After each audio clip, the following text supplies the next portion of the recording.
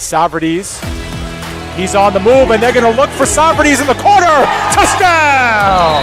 Rowan heading for the touchpad with the lead, and the props will take the men's 400-yard freestyle relay. Andrews will be in shotgun. He takes the snap, fakes the handoff. He'll throw it down the left sideline. He's got a wide open receiver. He's got the touchdown. Okay, moving in. Sends one on goal, and he scores!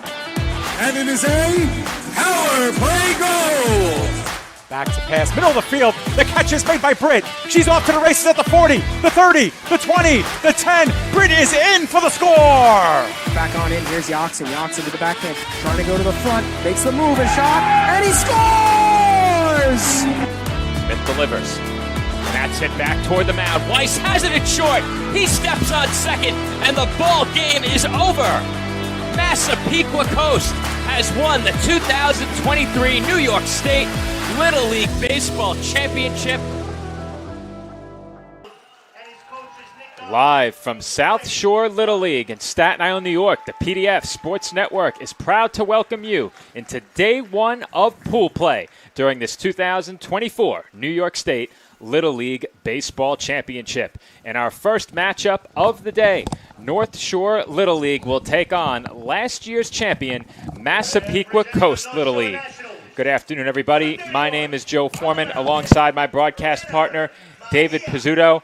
And we are just moments away from first pitch as the two teams are being introduced. So, Dave, while the teams are being introduced, let's give our viewers today's starting lineups. Yeah, absolutely. We should make note that Massapequa Coast is going to be the visiting team in this game after the coin toss, and they will bat first, with number 99, Ryan Love, leading off at second base. Number 9, Charlie Piricelli, is pitching and batting second. Batting third is 70, Joey Labella, who's also catching. Batting fourth, Chase Vitro, wearing number 6 and playing first base. Up next, number 23, Jackson Walsh, an extra hitter. Number 8, Daniel Moreno, playing left field, bats next. Then number 4, Chase Santoro, the center fielder. Number 15, Ryan Scari, playing right field. Couldn't read my own penmanship there, Joe. Number 1, Matthew Francisi, is playing shortstop. Then number 42, Keen Rimler, an extra hitter. And number 2, Michael Santopietro, is batting last and I believe playing third base. We'll work on our penmanship just a bit. But we had to rush it, hightailing it back here as well. But for North Shore, Joe, they'll go with batting first, number 31, Renner Mejia, who's also pitching. Batting second is number 15, Ben McNally, playing catcher. Batting third is number 12, Aiden White, playing first base. Batting fourth is number 13, Dylan Waltz, the center fielder. Batting fifth is number 17, William Weingartner, the shortstop. Batting sixth is number 18, Jude Ryan, an extra hitter. Batting seventh is number 16, Dylan Zarella, the third baseman. Batting eighth, number 1, Liam McGrath, is playing second base. Batting ninth, number 2, Harrison Miller, playing left fielder. Batting 10th is number 14, Houston Laley, the right fielder. And batting 11th is number 48, Logan McCarron. He is an extra hitter. All right, thank you, Dave. And with that, it is time to play ball as both teams head back to their respective dugouts. And we touched on some of the differences between the Little League game and some other games that we've covered, specifically at the collegiate level. Our crew here at PDF, obviously, with a lot of experience in that realm, but something that took a lot of getting used to for me. 2 things last year. One, and it's something you touched on during the Parade of Champions, Dave, the top of the order, 1, 2, 3, 4, obviously, but the middle of the order a bit further down in Little League. Every batter hits, and some of these teams have as many as 13 hitters. Right. When you have the number 9 hitter leading off, you want to say 9, 1, and 2. All weekend long, it's going to be 9, 10, and 11. Also, we're calling these games from out in right field. You got to look at our vantage point. You can see it on your screen now. Me telling left from right last season was a major challenge. Left field is to our right, and right field is to our left. So you'll have to bear with me. It's going to take at least a full day slate. For me today, that's going to be 3 games. Yeah, unorthodox to call a game backwards, if you will, where usually we're behind the plate calling games. Here we are in the outfield, and the vantage point that you saw on your screen moments ago is the exact vantage point that we have here will also bring you a little tighter between pitcher and catcher when the at-bats happen as well. But, yeah, so we start off, Joe, with the defending champs getting the first hacks at it. And one of the things that we know based on how they played last year is they do like to jump on their competition. Well, every team does, Joe, but it's so important to score some early runs in a 6-inning game. And something that really stood out to me about this Massapequa Coast team last year was their composure. When they fell behind, they were able to battle back, get back in games, and specifically the one example that really stands out, they fell behind 3 runs against South Shore in the semifinals last year. They immediately bounced back, ultimately won that game 4-3 after plenty of runs were scored early. Pitching really ruled the rest of the way in that game. South Shore was shut out for the final 5 innings, and they barely squeaked in, Dave. They had a game that was going to determine their fate, whether or not they would be in this tournament, and they were able to pick up the win in that game to secure that spot. You know, the native Staten Islanders and all the Staten Islanders who are watching on the PDF Sports Network are very happy to see their local team playing in this tournament. They'll get a look at them just a bit later at 2:30, but Masipeka Coast, the team that ended their season last year, and as you said, they get the first hacks at it as we're just about set for first pitch. And it'll be Ryan Love who will lead things off for Massapequa, and just doing my count, 11 players they'll send up to bat.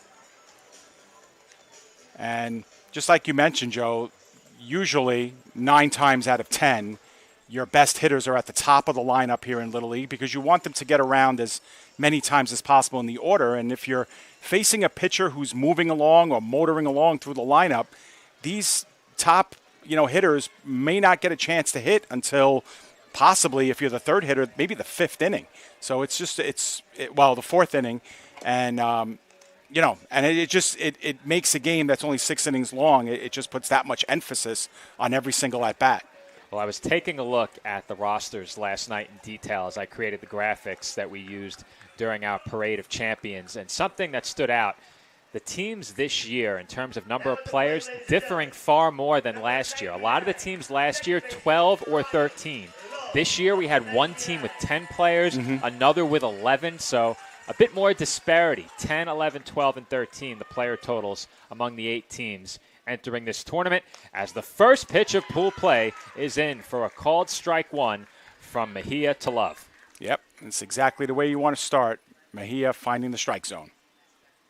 And the 0-1 is fouled straight back toward the Massapequa dugout. And the leadoff hitter from Massapequa Coast in a 2-strike hole.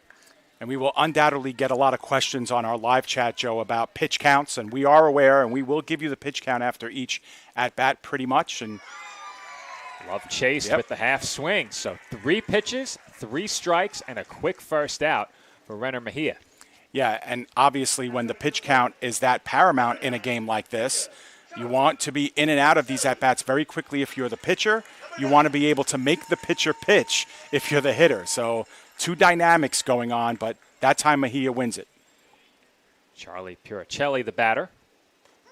Pitcher versus pitcher here, Joe. Sorry about that. And he takes on the inside corner, and that's something I highlighted last year. We don't often get to see pitcher versus pitcher at the college level, where I'm very familiar with calling games. That's chopped right back toward the mound, throw to first in time. And Puricelli is retired for out number 2. Yeah, so that's a nice job once again in the field by Mejia to step off and see it into his glove first and then make the sure throw over to first base. So Joey LaBella will try to give Massapequa a start here, as Mejia has only dropped in 5 pitches. That ball's hit well to center, played on a hop. And it's a 2-out single for Joey LaBella as Massapequa Coast has their first base runner. Yeah, and that's got to feel good for the defending champs here in this tournament. You know, get that first base runner on early in the game. It's a 2-out hit, extended here, and get your cleanup hitter Chase Vitro up. And Vitro fouls one back into the netting. Well, early in this game, Mejia recorded the first 2 outs on just 5 pitches, and the next 2 hitters both offered at the first one, as that's chopped toward the middle and through for a base hit. Back-to-back singles for Massapequa Coast, and they have 2 on with 2 outs. Yeah, and that's something we saw a lot last year too, Joe, especially with this Massapequa Coast team. Very patient hitting. Not everybody's looking to swing for the fences or, rope it off the wall. Those singles there, those one-hoppers into the outfield, just as deadly. Dave, these kids are eager into the Yes. box and ready to deliver on the mound, both very quickly. It's Walsh the hitter now, one of the extra hitters in the lineup. Walsh ahead 1-0, fouls went straight back, and he took a good cut at that pitch. Count even at 1 strike. Labella the runner on second, Vitro on first, 2 outs. And that's off the outside corner for ball 2. Yeah, just missed. Mejia wanted that one. That was his 11th pitch of the inning.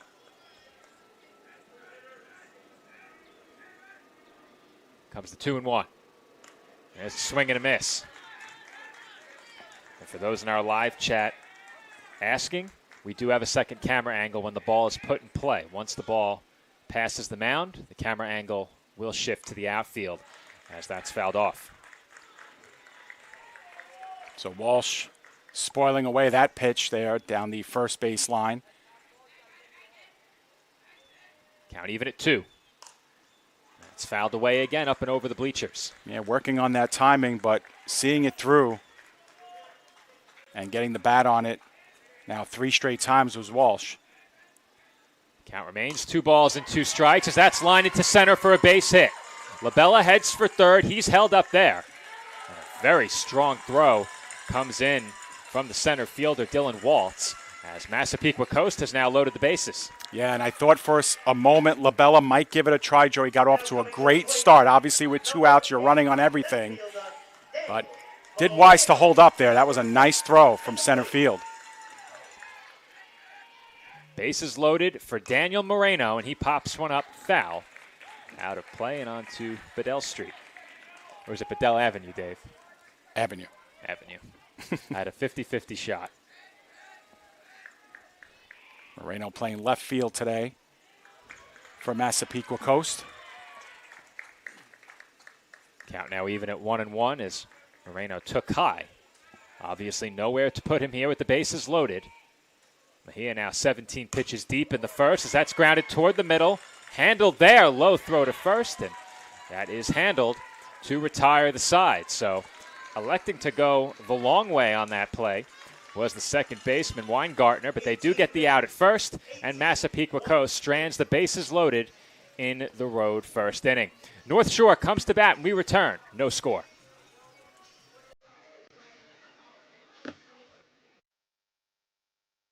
Comes to sports, why be good when you can be legendary? At Legend Sporting Goods in Brooklyn, we service the community with only the best custom apparel, embroidery, and service, specializing in youth sports, so that the leaders of today become the legends of tomorrow. We're proud to support all of this week's great athletes and invite everyone to check us out and make us a part of your team. Come see why Legend Sporting Goods is in a class by itself. Visit us online or call us now.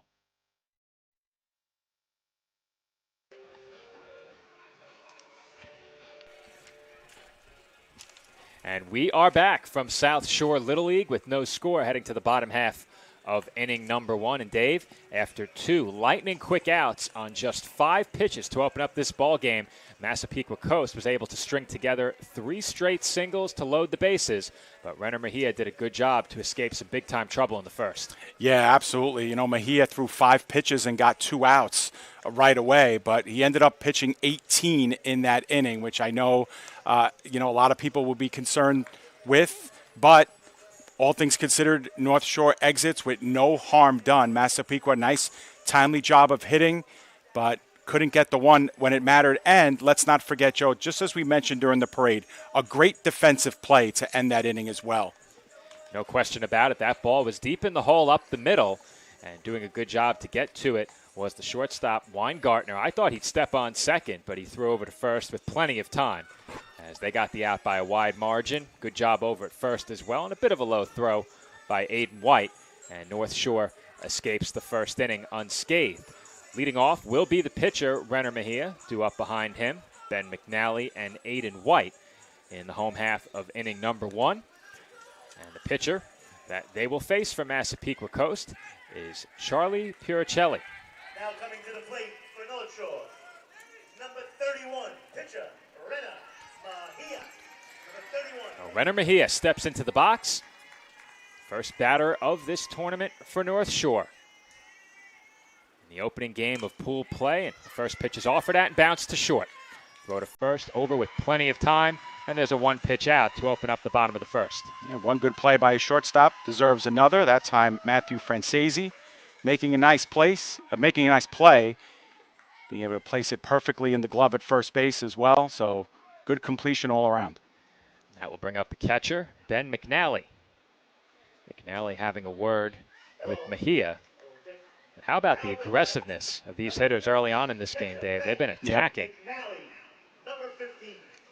Yeah, because I guess as a hitter, you're thinking too, Joe, you know, this pitcher wants to get in and out of innings quickly, so he's going to throw me strikes. He needs to. So if I'm aggressive enough, I can maybe get the upper hand here early in a game as opposed to later in a game when you're seeing the bullpen. That one's chopped foul. We don't know these rosters outside of names and numbers. We haven't seen these teams take the field before, but that being said, I'm very curious to know whether these managers typically throw their best arm on day one, knowing they can go the distance and still pitch in a championship. Would you curb them just a bit so that you can use them again on Friday? That's hit softly to first. And stepping on the bag with plenty of time was Vitro for out number 2. Yeah, so Puricelli, 4 pitches, 2 outs. So very similar to how Mejia started on the opposite end of the first inning. And a good opportunity here to get out of this one. 1-2-3 with Aiden White, now the first baseman on the field. White, a left-handed batter. Unsurprising, considering he's a first baseman. That's in for a called strike. But going back to the point I was just making about the pitching, we saw last year in the game between Plainview and South Shore, as the 0-1 is in for a called strike 2. In that game, we saw Brandon Eisenstein pitch for Plainview, and he was pulled earlier than we expected. We found out later that was done to keep him available for a potential game on Friday, and he did indeed start that game as his team made the semifinal. And there's a strikeout for Puricelli as he sets down Aiden White looking. North Shore goes down 1-2-3 in the first, and through 1, we have no score.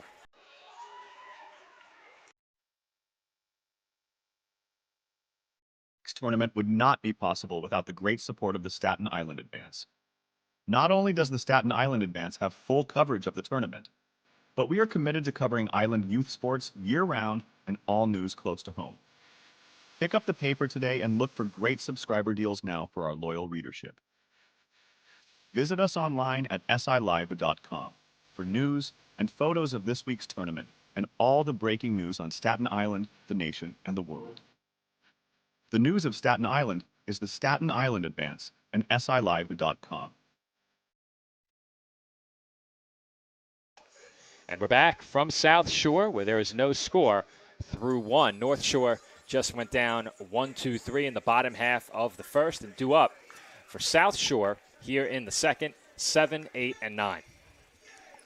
Yeah, so, you know, Massapequa Coast stranding the 3 runners in the top half of the first inning. We're unable to get runner across, but good looks against Mejia. They saw 18 pitches from him. They got deep in on him after 2 quick outs. So perhaps a little bit of confidence, especially after Puricelli gives you a 1-2-3 inning with a strikeout looking to end it. Gets Massapequa right up to bat here. And the champs looking to do some damage. And you know they'll hope to pick up where they left off in the first. They did strand the bases loaded, but it looked like they were beginning to get some quality swings against Mejia, and we're seeing the ball pretty well after 2 very quick outs to open up this game. So Chase Santoro will lead off. He is the center fielder.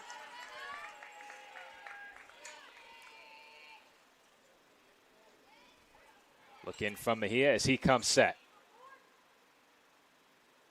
Pitch on its way, and that's grounded toward third, down the line, and into left field for a base hit. My first test of the day, Dave. The ball hit to left field right in front of us. So tempted to say right. That's a leadoff single for Massapequa Coast. Yeah, right past Dylan Zarella at third base. That was a good piece of hitting there, and Northshore doing the right thing in the outfield, too, keeping Santoro at first base. That's a good point, Dave. He very easily could have ended up on second if that ball's not played quickly, as that one's bunted, and the throw to first in time by Mejia, as that will go down as a sacrifice bunt for Ryan Scarry.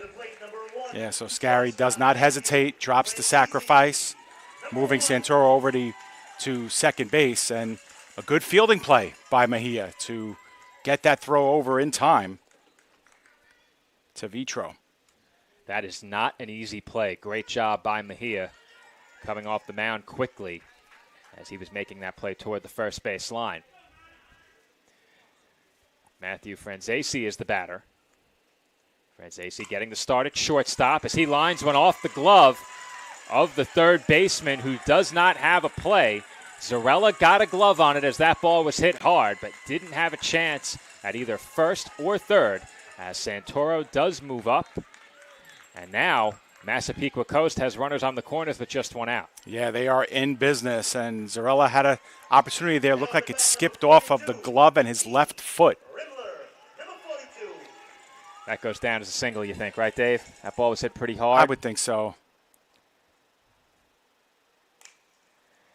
I think with a typical 90 feet between bases, that's a play that gets made. But you have to remember, at the hot corner, you're a bit closer to home plate on a ball hit hard. That one a toss-up. We'll see if the live chat weighs in, as they often do. Keen Rimler, the batter. He's behind 0-1. And Rimler chops that one foul as he falls into a two-strike hole. Yeah, and we should mention, too, that the scoreboard here at South Shore does not reflect hits or errors, and that's very common in Little League. It prevents people from arguing over hits and errors and things like that, and it's the sound thing to do. That pitch is taken outside, and runner goes from first to second. Runner does move up, so good heads-up base running there to take an extra base. As Franzese moves into scoring position, and that eliminates the possibility of the double play. As rare as those are, and that pitch just missed outside. Mejia now 26 pitches. Upcoming will be number 27. Mejia comes set. Count even at 2. And that's hit in the air out to left. They should get a run in. And the throw goes home, where it gets away, but not far enough for Franzese to think about it. It's a sacrifice fly for Keen Rimler, and Massapequa Coast has a 1-0 lead. Yeah, so Santoro comes home on the play, the leadoff single resulting in a run, and Massapequa denting the scoreboard first. And perhaps the only positive that came out of that was Franzese staying put at second base. And a nice job by the catcher McNally to corral that. I thought perhaps he might try it once the throw went home as it sailed over the cutoff. But he remains in scoring position as Michael Santopietro takes outside for ball 1. So Massapequa with 2 outs now looking to punch home another run. Santopietro looking to trade places with Franzese. That's popped up, foul ground, and out of play. Something to keep in mind, behind Santopietro is the top of the order. This is the out that you want to get if you're Mejia. Count even at 1 ball and 1 strike. That's fouled off again and out of play. And boy, you have to be careful parking right behind the bleachers on that first base side. Those foul balls awfully close to vehicles out there. Yeah, we are in a residential neighborhood too, so right behind first base, we have a swing and a miss to end the inning. Santopietro goes down swinging, and that's a big strikeout for Mejia. And there are 3 outs. Yep. I'm not sure what was going on in the infield. It looked like the base runner fooled the defense. Sack bunt, sack fly, and the strikeout. 3 down, but not before Massapequa Coast gets on the board with the first run of this 2024 New York State Little League Baseball Championship. They lead North Shore 1-0 heading to the home second. Awards and Trophy Center is proud to sponsor this week's New York State Little League Championship. Located at 1600 Highland Boulevard on Staten Island, we pride ourselves in not only building trophies, but building relationships as we service our community and treat you like family. Your event and its achievements deserve the best. That's why Country Awards and Trophy Center is ready to work with all of our clients to make your event a memorable one, with awards, trophies, and gifts that make a lasting impression. Come see why we love our customers and they love us. Visit us today.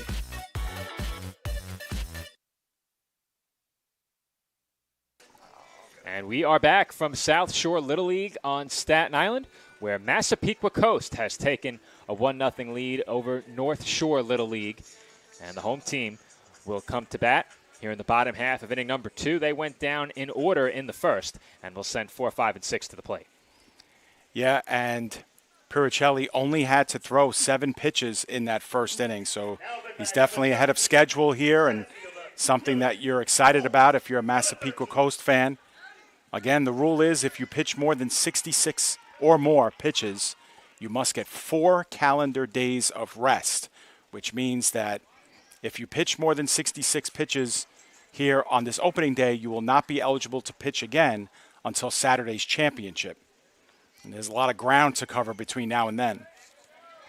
And it's something that we spoke about at length last year. It is mathematically possible to advance with just 1 win, but to win your first game puts you in a much, much better position, knowing that in all likelihood you're only going to need to win 1 out of 2 the rest of the way. Yeah. Yeah, it allows you to play looser on day 2 as well.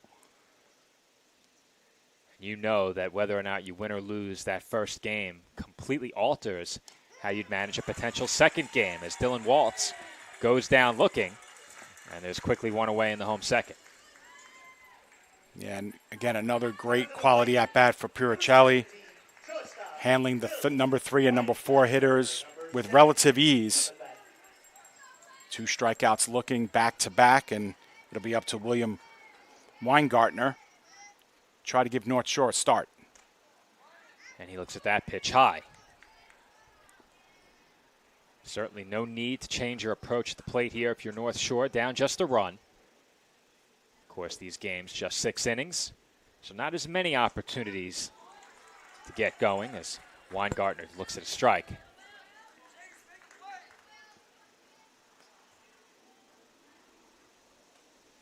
Count even at 1. That's tapped softly to the left of the mound. Strong throw is wide to first, and that will allow Weingartner to move up to second base. And third as well, as that ball traveled all the way down the right field line toward the bullpen. It is a 3-base throwing error on the infield, and just like that, the tying run stands at third. Yeah, and great job of heads-up base running as well for Weingartner to recognize where that ball was, and he had to take a long swinging arc going from first to second and managed to get third from there. That is a very consequential error for Massapequa Coast. That was not going to be an easy play, and the throw was strong enough. It was just wide on a great effort over at third just to make it close by Santo Pietro. Yeah, I think he recognized, though, that he had to rush that throw to get the base runner out, and that's why it went wide. He certainly had the arm, just a bit wide of the bag, and his first baseman gave him all the help he could. Now ahead 2-0 is Jude Ryan as he takes a big cut and comes up empty for strike 1. Well, he knew he'd see a good pitch there, way ahead of the count, got it, and just missed it. Just a little low in that strike zone. Ryan, another lefty, third lefty to come to the plate already for North Shore. Ryan, an extra hitter, and he's ahead 3-1. 17 pitches now for Puricelli.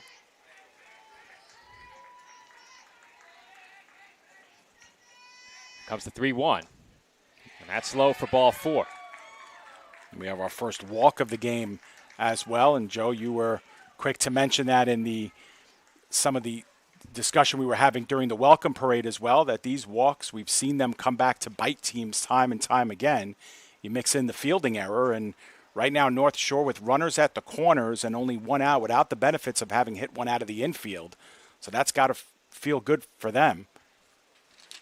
And Dave, you learn a lot about a pitcher with how they perform going up against men on base. Once you put that pressure on a pitcher with one runner on, multiple runners on, you really get a sense of what a pitcher's made of. And we saw in this game already, Mejia has done a good job working with men on base, stranded the bases loaded in the first inning, and now his counterpart under a bit of pressure in this spot.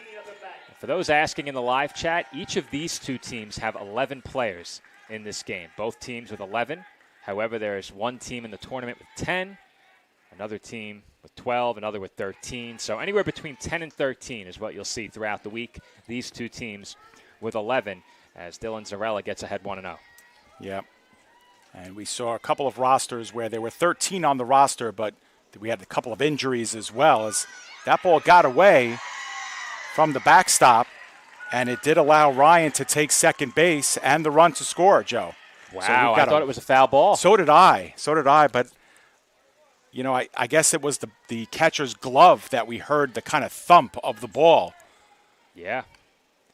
I think that has to go down as a pass ball. It didn't look too high, Dave. I would think so, too. I mean, it was definitely higher in the strike zone, but not enough to be labeled a wild pitch. So how about Weingartner getting to third base via error, three-base error, and then coming home on a pass ball. Comes to 2-1, and that's lined into left center field for a base hit. Turning third and heading home is Ryan as he is in with the go-ahead run. It's an RBI single for Dylan Zarella, and North Shore now leads it by a run. Yeah, it took a little time for Ryan to get on his horse and get over to home plate. He kind of got a slow start coming off of second base, but once he knew that was driven out with enough pop on it, he's able to come home rather easily. And just like that, North Shore, with only one hit out of the infield, had themselves a 2-1 lead. Well, Dave, I don't know if you have the rosters in front of you. Our chat wanted to know who has 10 players. There was one team with 10 players, as that pitch misses for ball one to Liam McGrath. Well, not sure, Joe, here, because the rosters that we're working with are full rosters of everyone who's on the team. Now, we did hear from North Shore that one of their rostered players is injured and was not going to be in the lineup. Another one of their players was away this week and would not be joining the team. But I still think that does give them 11. And there's another pitch to the backstop. That one's certainly a wild pitch, as the throw to second was a bit too high, and sliding in safely is Zarella, as once again North Shore has a runner in scoring position. Yeah, and just getting back to that thought, Masipeka Coast, of course, 11 on the roster, all 11 in the lineup. So they're not that team. And that pitch misses for ball three. So all of a sudden, Piricelli laboring a bit here in the second inning. And his team is still within a run. One gone, but with dangerous hitters looming in this lineup for North Shore. The outs at the bottom of the order are the outs you want to get. And behind McGrath, 9, 10, 11. So you know Piricelli does not want to see this inning prolonged beyond that point. That pitch was way high, and he loses another one. So, you know, take away the error, Joe, and the pass ball and the wild pitch. Piricelli has walked two batters, and in between those two, he's given up an RBI single. So he's on the ropes a little bit here. Runners at first and second now with one out.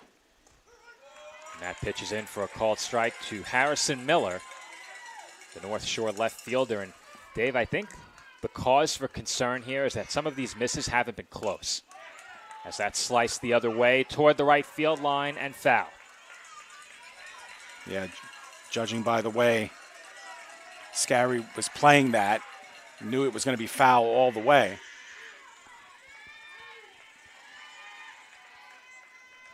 So I was mistaken, Dave. Unless Massapequa Coast had an injured player listed, which they do not. They have 11. That is the minimum. Right. So there was no team with 10. That was my error. Well, I think there was one that we had gotten a preliminary roster where it said 10 active, and I think that might have been North Shore's only because of an injury. Right, right. But they do have 11 playing and 2 that are kind of sidelined, 1 through injury and 1 being away from the team. You know what? I viewed the Excel file on Google Drive. It was probably updated to reflect the change. So that's a live document. Count 1-2 on Miller. Piricelli looking for a big third strike. And that misses high for ball 2. Yeah, it looks like he wanted that, but a little too high for Harrison Miller, whose stature not that big in the batter's box. Comes the 2-2. And the scoreboard has 2-2 anyway. Yep, got a head start. Well, and Miller lost track of the count. Well, the coach is motioning towards first base. He might have had the count being 3 balls and 2 strikes as well. So, I thought they had it right on the scoreboard. Yeah, so did I. And we had it correct here as well. That's fouled away. So we'll see at least one more 3-2 pitch. Meanwhile, Piricelli has now eclipsed Mejia's pitch total. He's now at 32. Mejia ended the second with 31 pitches. Comes another 3-2, and that's swung on and missed for strike 3. That's a huge out for Piricelli. Really needed it, and after Miller thought he had earned a walk in the at-bat, he has to sit down due to being out on strikes. First and second now, 2 outs. One more hurdle to eclipse for Piricelli and Masipeka Coast. And that hurdle comes to the plate in the form of Houston Laley, the number 10 hitter and starting right fielder for North Shore. And he takes up and in for ball 1. And Piricelli, when he is missing predominantly high. Could be overthrowing just a little bit. Trying to overpower Laley here. That's chopped on the infield to short. Nice play over there to scoop it on the short hop by Francesi, and he throws out the runner Laley to retire the side. But not before North Shore takes their first lead of the day. They go in front of Massapequa Coast 2-1 as we head to the third.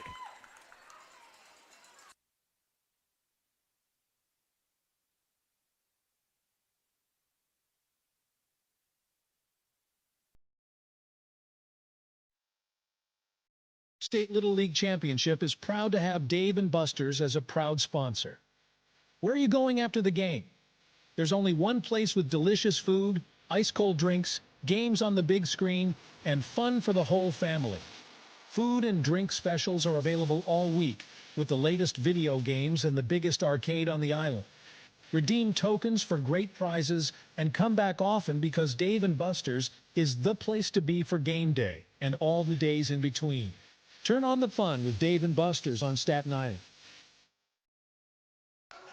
And we're just moments away from the start of inning number 3 from South Shore Little League, as North Shore has gone in front of Massapequa Coast by a score of 2-1. And Dave, so far in this game, both of these pitchers have had to deal with traffic on the base paths. Both of these infields have been tested, and so far 3 runs up on the board. Yeah, absolutely, and 3 runs perhaps unorthodox being scored, especially in that bottom half of the second by North Shore. 2 runs coming in on really 1 hit, a couple of walks, and an error in that inning for Massapequa Coast. But all things considered, Joe, they kind of got out of it, lesser scathed than perhaps they could have.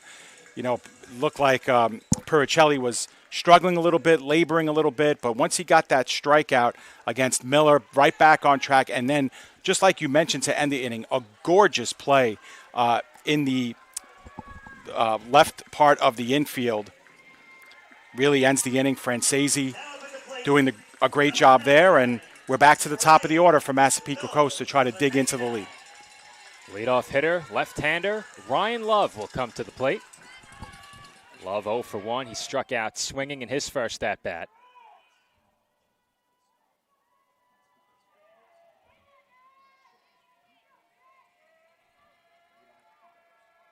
Pitch on its way as Love shows bunt. It's a good one down the third base line.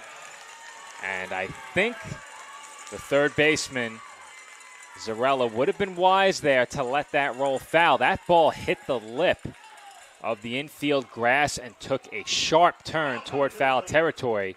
Either way, it goes down as a bunt single for Love. Yeah, and that's something that we saw a lot in last year's tournament too, a lot of bunt singles. And we know the speed of these teams. In fact, we'll get a look at the speed in Wednesday's skills competition, but a well-placed bunt, almost an automatic hit sometimes down the third base line. All right, Dave, we had a shift in defensive alignment. That is now Dylan Waltz at third base. All right, so Waltz is now playing third. Comes the 1-0 pitch to Puricelli. Chance for two here as the throw is dropped at second. That was a tough play for a second baseman there. He is coming toward the bag on a collision course with the runner, but the ball does hit off his glove, and that goes down as a tough E4. Yep.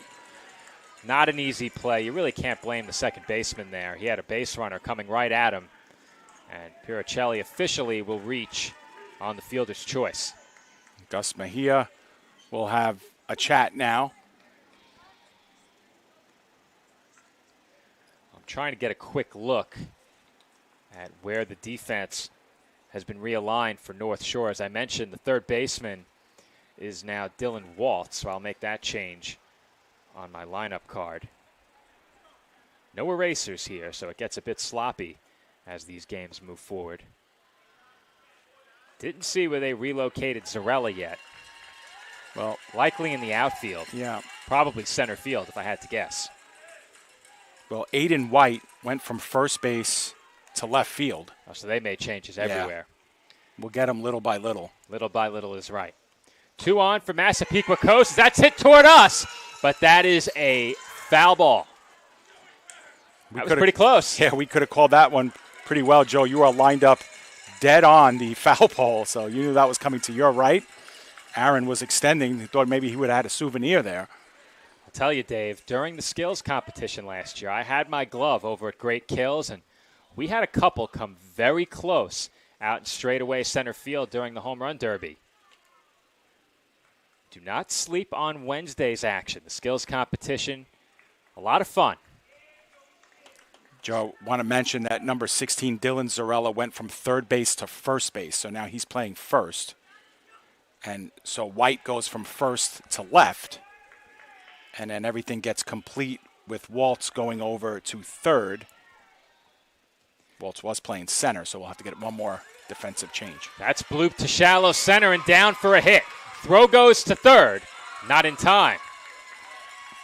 And once again, Massapequa Coast has loaded the bases, this time on a single by Joey Labella, his second hit of the game.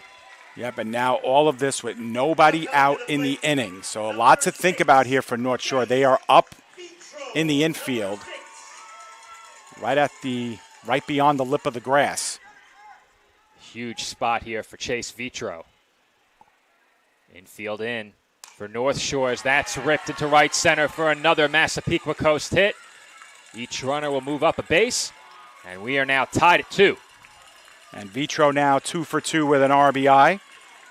And Ryan Love scores run number 2 for Massapequa Coast. That knots this game up at 2 apiece. Massapequa Coast keeping the line moving here. And Dave, you're seeing right now the benefits of putting the ball in play, forcing the defense to make plays. As that pitch is taken for ball 1 by Jackson Walsh. The hits beginning to pile up for Massapequa Coast as well. Joe, the final defensive change was Harrison Miller moving from left field to center field. Thank you for that. As Walsh now gets ahead, 2 balls and no strikes with nowhere to put him. Next pitch for Mejia will be his 40th of the afternoon. And that's lined into left field for another base hit. Massapequa Coast now with 4 base hits in the inning, 3 consecutively, and they go in front 3-2. And they now have 8 hits altogether on the day. So here we are just in the 3rd inning. And when you couple it with that error earlier in the inning, has the potential to continue to be a huge inning here for Massapequa. 2 runs across, and they now take over the lead. With the deficit just one, Mejia with a chance to make some big-time pitches in this spot. Bottom half of the order up behind Moreno. He was out in front of a good off-speed pitch for strike one. Sure was. Moreno grounded to short his last time up, so a sharp grounder here to short. Think to try and get two here and concede the run. And there's another good off-speed pitch once again. Moreno out in front. Yeah, Mejia really hasn't been overpowering anyone at the plate. A lot of balls put in play, but taking a little bit off there has fooled Moreno a couple times. And I think with those first two swings you got, he did the right thing there. Throw it again, that one in the dirt. Right. A great 0-2 pitch, and Moreno goes down swinging with just the first out. And now certainly the double play is in effect. It would end the inning. Santoro single down the left field line last time he was up.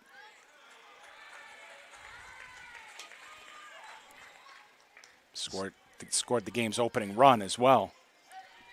Scary ahead here, 1-0. And that's chopped toward the middle and through for a base hit. Big turn over third. I was thinking about coming home was Vitro, but he will stop there. Labella comes in to score the fourth Massapequa Coast run, and they go in front by a pair. Now to bat number 15, Ryan Scary, number 15. And that was my mistake. I had the lineup order flipped. That was Chase Santoro with the RBI hit. Yep, so he's now 2 for 2, and Ryan Scary, first at-bat was a sacrifice bunt, so no official at-bats for him yet, and still with the bases loaded. Scary chops one to short, played on the backhand, and there is no play for Weingartner. That's a really tough spot to be in as an infielder on that left side.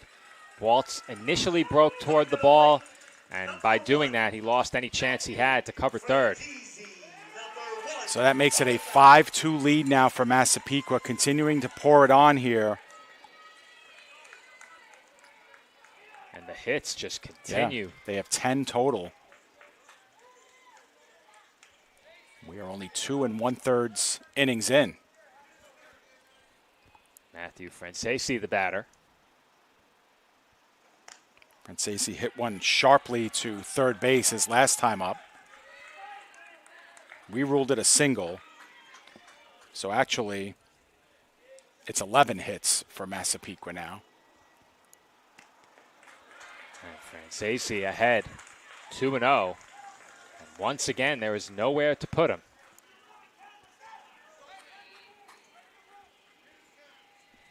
Comes the 2-0. That's in for a called strike. 50th pitch for Mejia on that last toss over to home. Comes the 2-1. That's hit softly. Back to the mound. Throw goes to second for one. Weingartner to first in time. Huge double play turned by Northshore as Massapequa Coast will have to settle for 4 in the road third inning. The bases are stranded, loaded once again for the visitors, but they go ahead by 3. Our score, Massapequa Coast 5 and Northshore 2.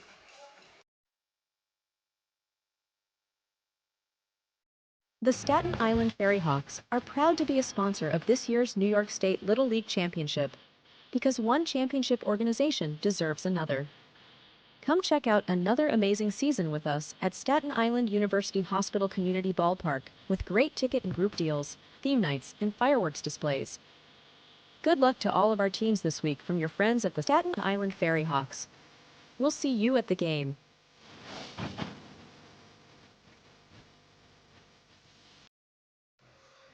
And we are back from South Shore Little League, where a 1-4-3 double play just brought the top half of the third inning to a close. And Dave, that was a beautifully turned double play by the North Shore infield. Yeah, and they really needed it too, Joe. They needed a good, sharp play. You know, you have your pitcher laboring a little bit. 4 runs have already come across. The bases are still loaded, and they really needed a sharp play in the infield, and you really couldn't have turned that better. Mejia to start, he had to extend over his body to make that play, toss it over to second base, and the completion there over to first. That was a good play all the way around and gets Northshore out of the inning. But, Joe, now the heat is on because they're down by 3 runs, and the game has shrunk to a 4-inning game. So they'll have 4 more tries to push together some runs. Well, Dave, I think the really striking number right now is the hit column for Massapequa Coast. 11 hits in this game already through just 2.5 innings, but plenty of baseball left to be played, and I think what happens in this inning goes along. The Coast continues with the offensive onslaught in the 4th, extends their lead. Perhaps you hold off on using some of the arms that you'll be looking to for critical outs later in the week. But Northshore, of course, would prefer to get a bit closer up on the scoreboard, and looking to do so, Logan McCarron will lead things off for the home team. 11, 1, and 2 due up for Northshore as McCarron gets ahead 1-0. And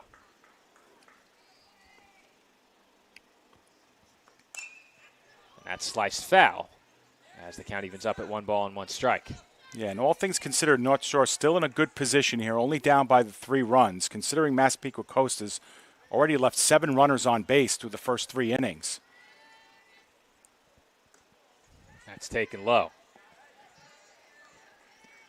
Northshore did what they had to do to get runners on in the 2nd. Just the 1 hit.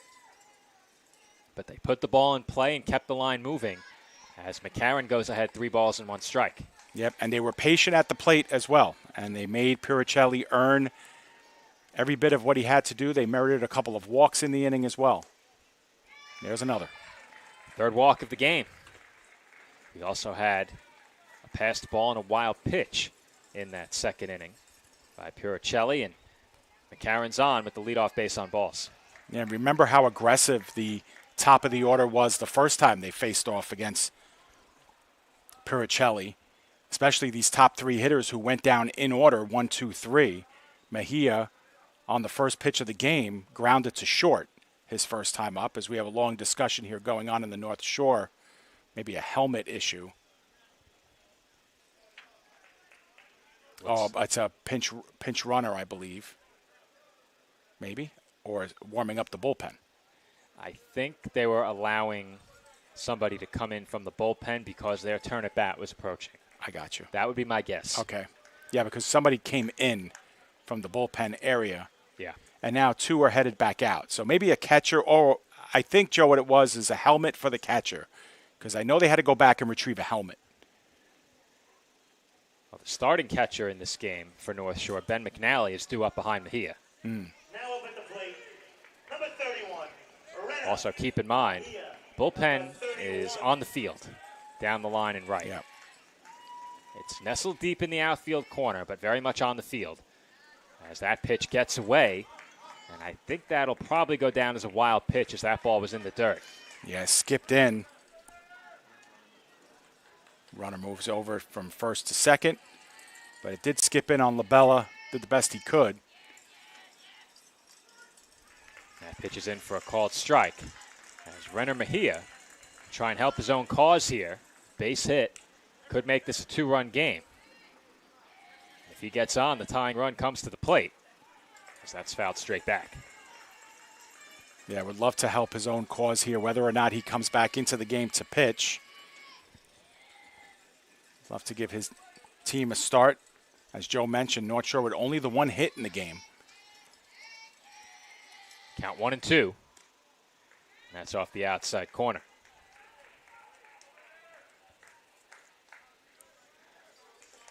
Count even at 2 and 2. McCarron, the runner on second, nobody out. And that's inside for ball 3. Wow.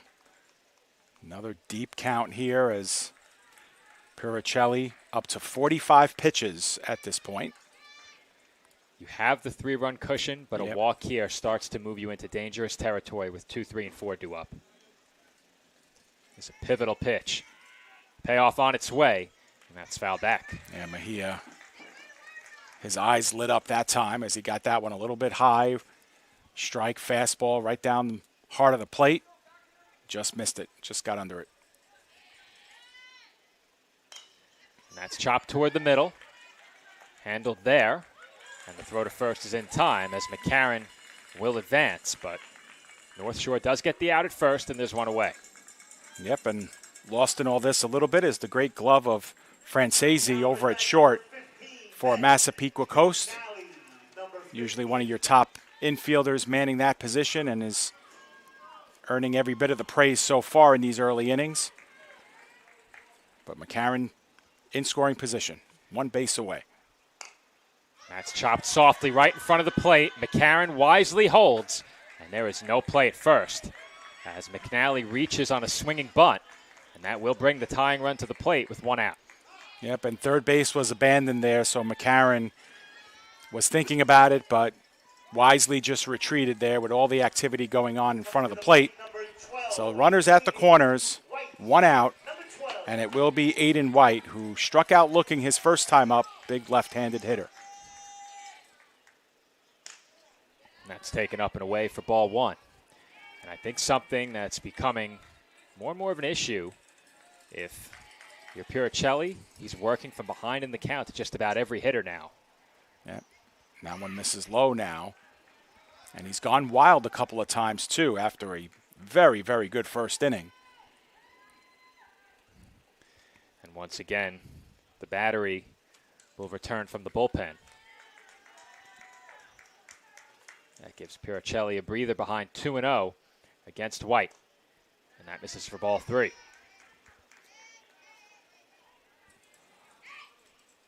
Walk here loads the bases with a number 4 hitter.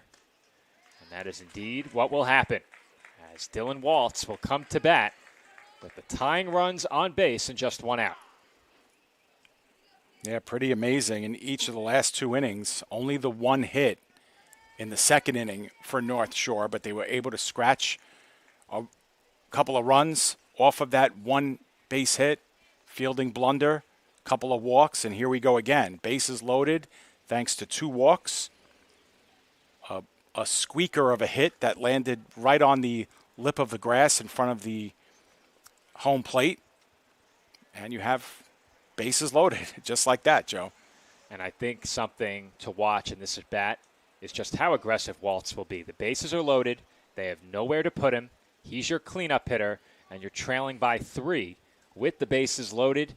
If you get a pitch to hit on the first pitch, despite the fact that Puricelli has walked a couple in the inning, do you take a big cut and try and score 3, maybe even 4? Yeah, it's an interesting decision here. And even with Dylan Waltz, like, you know, the mindset here, he struck out looking his first time up, sees that one inside, knows how erratic the pitcher has been, Puricelli, how he's losing batters. And, you know, you want to get the big hit here, but you also have to be very patient. Well, that first pitch wasn't close, and it looked like Waltz chased as we have an infield fly, and that is a huge out number 2. Yeah, huge is right. And Waltz not happy with himself heading back to the dugout, and understandably so, wanted to do better with that. So after the short conference, Massapequa Coast gets a quick out, and now there's 2 away with the bases still loaded, and it'll be up to Weingartner. Weingartner's been busy on the infield, looking to make his mark at the plate as he takes strike 1. Asking for the roster sizes for every team. I'll give you those when we come back for the next half inning. Comes the 0-1. That misses. Weingartner hit one sharply to third base his last time up. It ended up being a 3-base error. Got all the way to third and scored North Shore's first run of the game. Comes the 1-1. That's fouled away. And with that, Puricelli is 1 strike away from escaping a big-time jam. Yeah, and the cheers rise up, especially from that right above the third base dugout. Trying to will on Puricelli. And the 1-2 is in for a called strike 3. Charlie Puricelli escapes a bases-loaded jam as North Shore is turned aside in the bottom half of the 3rd inning. We head to inning number 4. Our score, Massapequa Coast 5 and North Shore 2. Attention local businesses and professionals. Isn't it time to elevate your game? Now you can advertise your business or product on PDF Sports Network. Your ad will appear on all of our broadcasts, including this one. Don't have a commercial? We'll make one for you, absolutely free. What better way to showcase your product and brand while supporting the best local sports, teams, and leagues?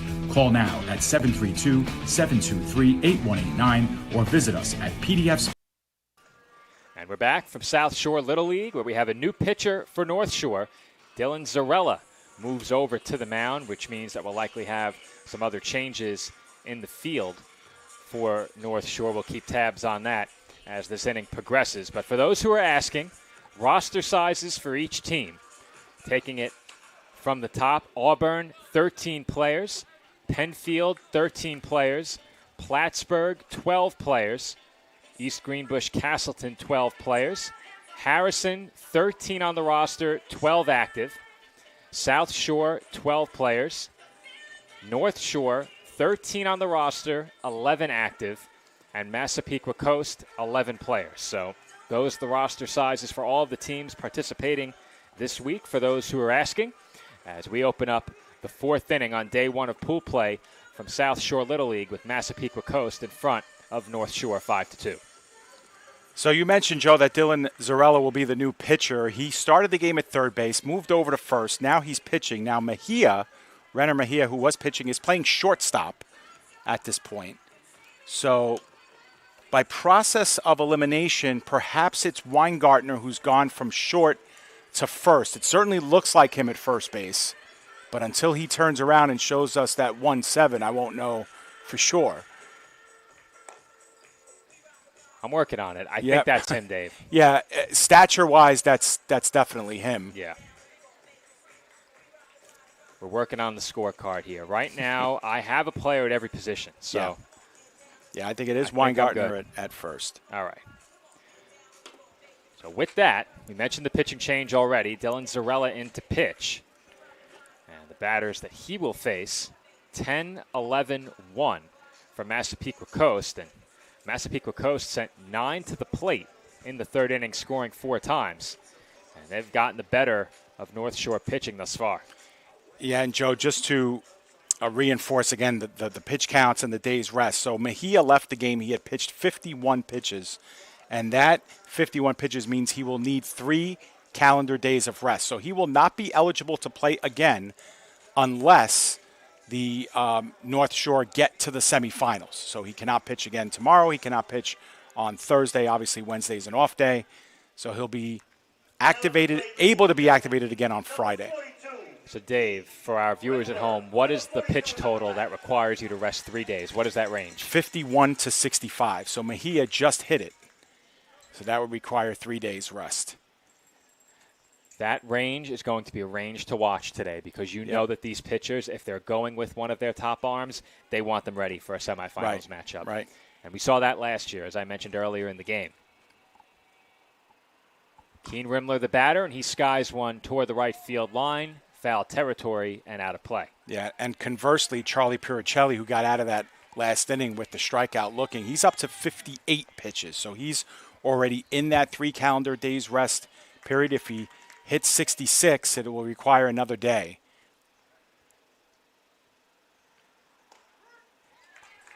That pitch is in for a called strike as Keen Rimler goes behind 0-2. But with the roster sizes of a team like Massapequa Coast, fielding just 11, pitching depth going to be critical, and getting longevity from their pitchers going to be so important as Rimler goes down swinging.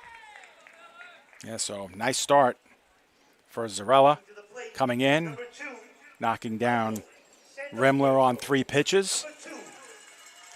All right, Dave, I've been told by the chat it is 2 off days for 51 pitches because he hit it during an at-bat. Ah, okay. And that's a big day forward now that he has of eligibility to pitch if you play a must-win game on the 3rd day of pool play. Yeah, thank you, chat, for that bit of information, some of the things you miss up here. That's hit to shallow center, and that's down for a base hit as Michael Santopietro is now 1 for 2, and he's on with a 1-out single. Yeah, hopped right on that second pitch delivered by Rimler and gets another base hit. That's hit number 12. And I'm looking down at my score sheet, Joe, and I think every hit has been a base hit, right? We haven't had any extra base hits for Massapequa. We haven't had an extra base hit in the game. Right. Yeah, that's a good point. The only batter who advanced more than one base following a swing was on that error. Right. Throwing error from third. Back to the top of the order for Massapequa Coast. And Ryan Love looks at a called strike. Yeah, last time he displayed the speed by dropping that bunt down the third base line and registering a hit off of it. And ended up scoring what was the tying run at 2-2. And Love takes up and away for a ball. Taking a look down the lineup, and just about all of the Massapequa Coast hitters have reached, 9 out of 11.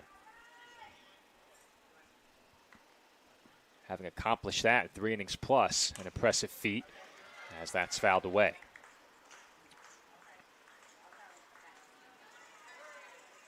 Yeah, Massapequa Coast plays East Greenbush Castleton tomorrow in their tilt, and then on Friday they'll have the host team, South Shore. And going out to get that one was Love as he had to lunge forward. That's a good swing on a 2-strike off-speed pitch. And Love is on with a 1-out base hit. He's now 2 for 3. Yeah, 2 for 3 is right. That'll bring up Piricelli. For now, of course, still the pitcher in the game. He grounded out back to the pitcher and then reached on an error. Play hit up the middle. So Charlie Piricelli will get a chance to help his own cause here as he looks at a called strike 1. Piricelli has reached in 2 at-bats, but it was on a fielder's choice. Officially 0 for 2 as he takes outside. You have to think Piricelli will at least begin the next inning. We'll see if that's the case. That's fouled away.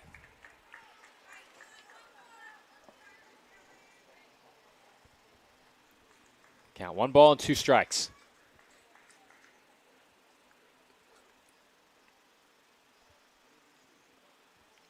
Zarella comes set and delivers a pitch that is fouled. Appeared to be off the knee. Yeah, kind of came up on Piricelli again, kind of nipped him right in the side of the leg, but seems to be okay. Many of these Massapequa Coast hitters have been very tough to put away. Another 2-strike pitch is taken up and in. Yeah, and a lot of hits like straight up the infield, through second and short, or hit on a line to center field. It's good line drive hitting here for this Massapequa Coast team, all through the lineup. And don't sleep on the base runners either, as that's chopped foul. Santo Pietro was dancing off of second base. He drew some attention from behind the plate. As they'll retrieve that ball from foul territory down the left field line. The count remains 2-2. Yeah, because he's in that spot where something hit hard or even weakly up the middle could get him all the way home. Another 2-2 on its way, and that's outside for ball 3. So good at bat here by Piricelli to work it full. Yeah, and Rimler's tried that outside pitch a couple of times here in this at bat. He's missed both times. Count full. And the payoff pitch is chopped toward third. Fair ball. And just gathering that ball in time was Waltz, as he had to make a tough scoop. It looked like he got crossed up a bit, but he was able to barehand it just in time with his foot anchored to the bag. Yeah, he kind of fumbled it a little bit, but had just enough possession before Santo Pietro can get to him. So Santo Pietro is out at third. We're going to have a pinch runner here coming in at first base. Santo Pietro back in for the pitcher. He was the last person out. Well, that would indicate that Piricelli is going back out to the mound. Yeah. As we expected. And that pitch sails to the backstop behind Joey LaBella. And both runners will advance on the wild pitch. Yeah, Rimler losing that way high and inside. And for LaBella, 2 for 2. A couple of singles, a run scored here in this one.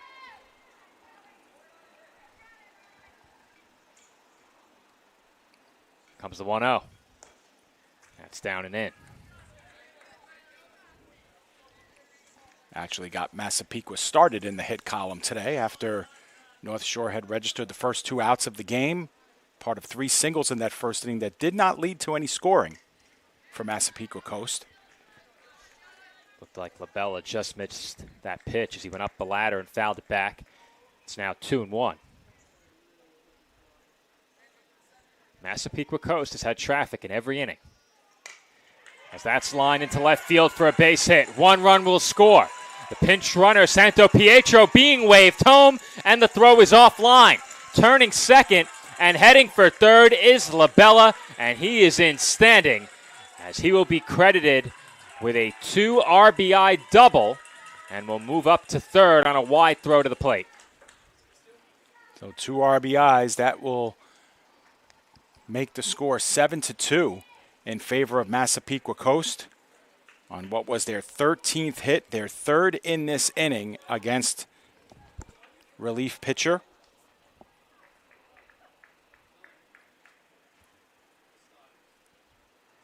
Conference at the mound here. Ahead of this at bat for Chase Vitro. Number 6. Vitro is 2 for 2. Dangerous hitter. Base hit here, scores another.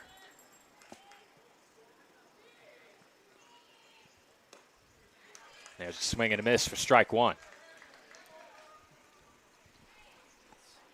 And I agree, Balloon. The trolling in the live chat is one of the best aspects of covering these games. I have to agree. Here comes the 0-1, and that's it out to shallow right. Falling fast, and a great attempt on the dive comes up empty as that is down for an RBI base hit. Vitro is now 3 for 3, and Massapequa Coast goes in front 8-2. Yeah, so the lead gets bigger here. It's now 8-2.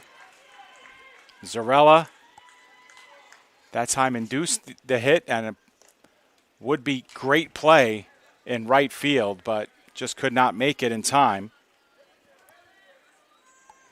That was a great effort by Laley out in right field. He almost came up with that. As that sails to the backstop, I thought maybe it caught the jersey of the batter.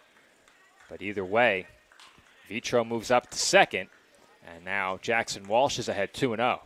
And on that throw in at second, a really nice play by Liam McGrath backing up second base to keep that in the infield and prevent any further damage from happening as we get a visit here at second base.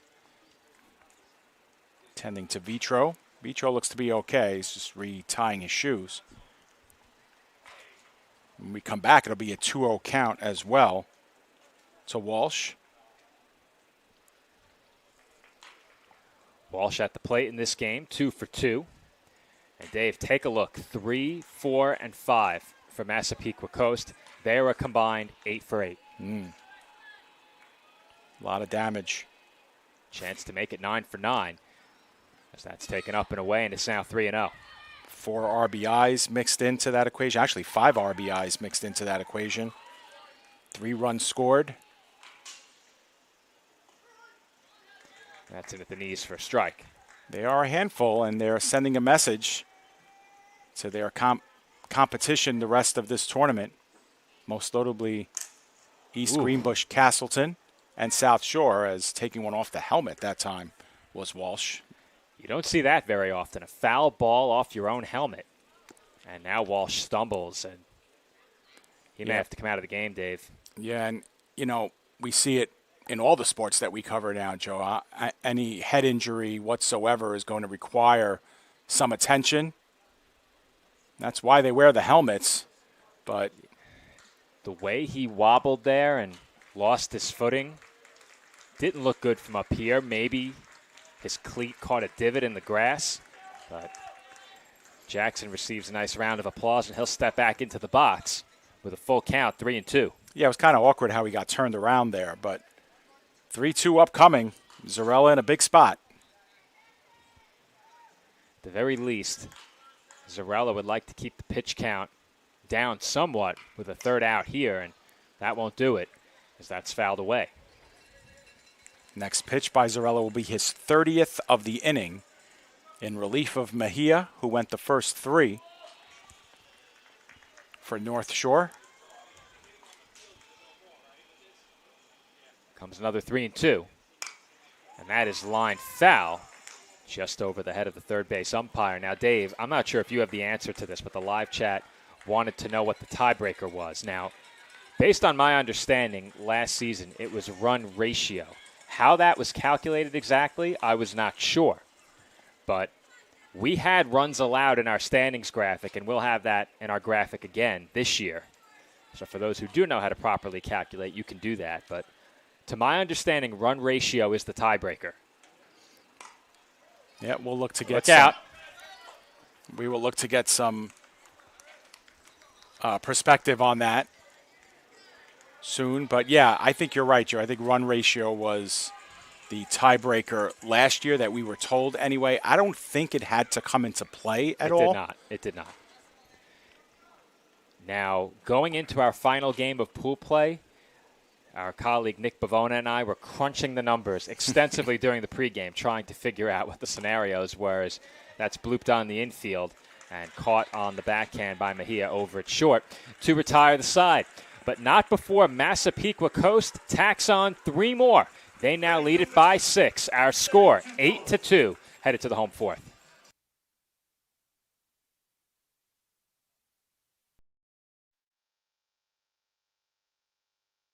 This tournament would not be possible without the great support of the Staten Island Advance.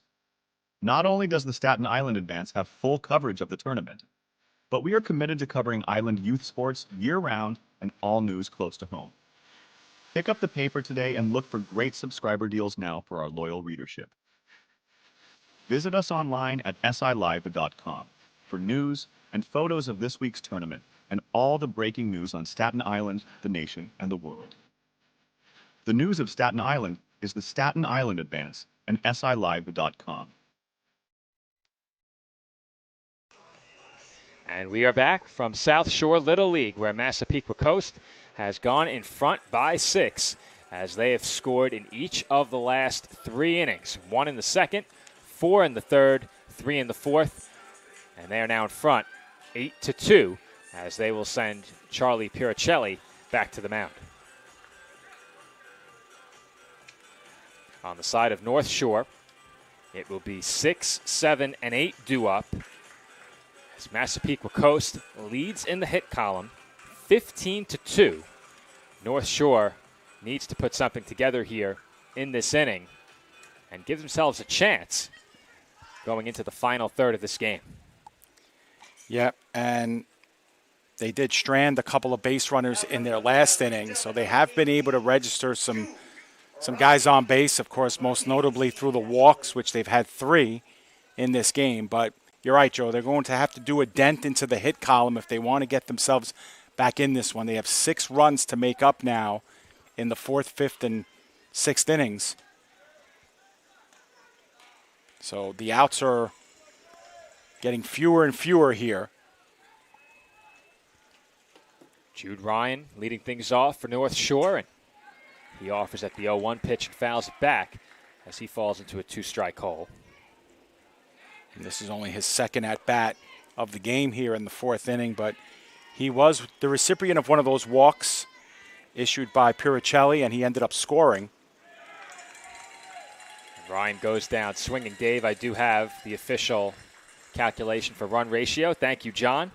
It's calculated by dividing the total number of runs allowed in all games by 6. Okay. Regardless of how many innings are played, divided by 6. So it's a defensive, basically, exactly, defensive tiebreaker. So, yeah, it puts emphasis on not running the score up, things like that, which is what, run differential does, or And I'm wondering, Joe, and I've asked for clarification with this, but if two teams are knotted in the standings, is it just the result of the game that they played head-to-head? Is that the first tiebreaker, and then? That's a good question. I think we brought it up last year, and the answer was no. Well, we brought it up last year because Unless, the only way it was going to happen is if three teams were tied and everybody would have beaten everybody else. But if it's just two teams that are basically, let's say, second and third place, is it the head-to-head? Is that your first tiebreaker? We'll get clarification on that. We have put in the call. That's popped up on the infield. And the catch is made to retire Dylan Zarella for out number 2. But last year, the scenario that was playing out entering the final day was the possibility of three teams finishing 1 and 2, and the tiebreaker head-to-head would have been circular. Right. So they all had wins against one another. So, and that's another question. Here's where days rest come into play, Joe, because Puricelli is at 65 pitches and he's coming out. So that ensures that he'll get 3 calendar days off. If he would have started the next at bat and thrown pitch number 66, it would have required an extra day off. And Joe, why don't we throw it to break here while we have the pitching change? We will do that as Michael Santo-Pietro will take over on the mound. We'll step aside. Massapequa Coast in front 8-2.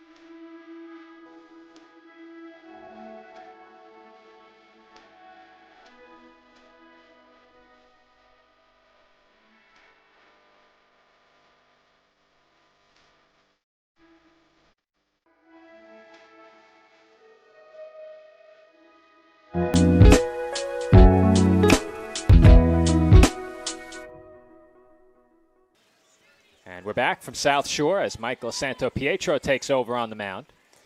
He fell behind 1-0 and then quickly gets a swing and miss here as the count evens up at 1 ball and 1 strike on Liam McGrath. McGrath walked his first time up.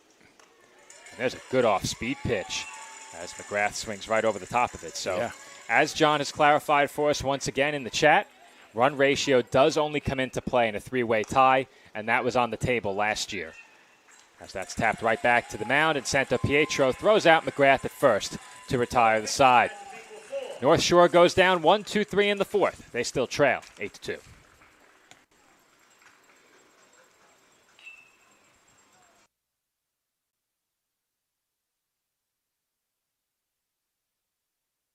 Awards and Trophy Center is proud to sponsor this week's New York State Little League Championship. Located at 1600 Highland Boulevard on Staten Island, we pride ourselves in not only building trophies, but building relationships, as we service our community and treat you like family. Your event and its achievements deserve the best. That's why Country Awards and Trophy Center is ready to work with all of our clients to make your event a memorable one, with awards, trophies, and gifts that make a lasting impression. Come see why we love our customers and they love us. Visit us today.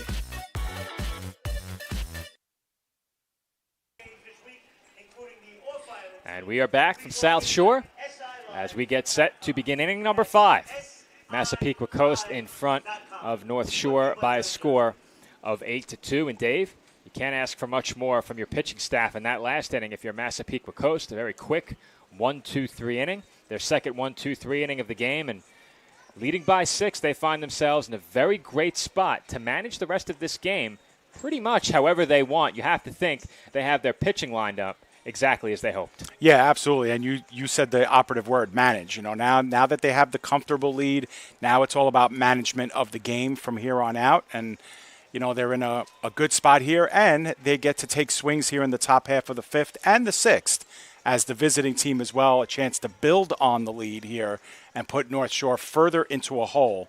So North Shore needs to get in and out of this inning pretty quickly. Should mention that Zarella comes back out for his second inning of work after replacing Mejia just through his 33rd pitch, and it was a strike. All right, so the music was still playing. Moreno didn't look ready as that's fouled back, and I think the count is officially 0-2. Moreno 0 for 2. He grounded to short his first time up and then struck out swinging. Part of 3 strikeouts in the game for Mejia. And the 0-2 is hit in the air toward the right field line, but foul. Well, Massapequa Coast surely has made a statement with their bats here on day 1 of pool play. No doubt. The hit total remarkable. And I think if you're North Shore here, as that's grounded to short, Mejia has it, and the long throw is in time. Yep, and as you mentioned before, Joe, 15 hits, and even if Massapequa doesn't get a hit in this inning, you're averaging 3 hits per inning. So they're doing a fine job there. And 15 hits, 14 singles, and 1 double in this game. And before my voice almost gave way, I was going to continue as that pitch is taken by Chase Santoro for strike 1.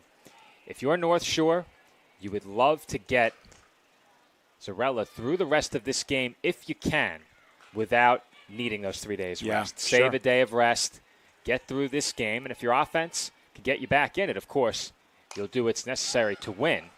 As that's popped up, foul ground, and Waltz makes the catch to retire Santoro for out number 2. His first out that Santoro has registered today. He did come into that at bat 2 for 2 with an RBI and a run scored. A couple singles, and Scary, the same thing.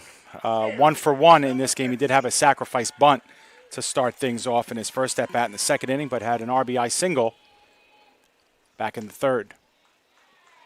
In this game, Massapequa Coast has had at least 2 on base in every inning.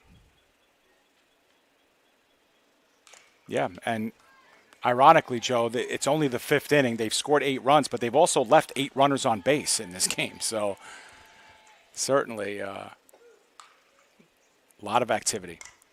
Scary goes after that one ahead 2-0 and fouls it back.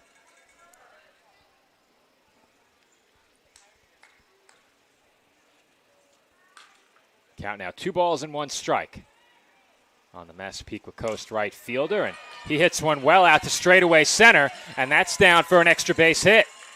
Scary coasting towards second, and he will slide in safely with a 2-out double. Definitely the hardest hit ball of this game, that's for sure. That was on a line all the way straightaway center field and just narrowly missed a warning track. And Massapequa Coast, on their 16th hit of the game, are back in business. Now coming to the plate. Scary now 2 for 2 at the plate. Number 1. And that will give a chance to Matthew Francesi with a runner in scoring position and 2 away. He's AC 1 for 2.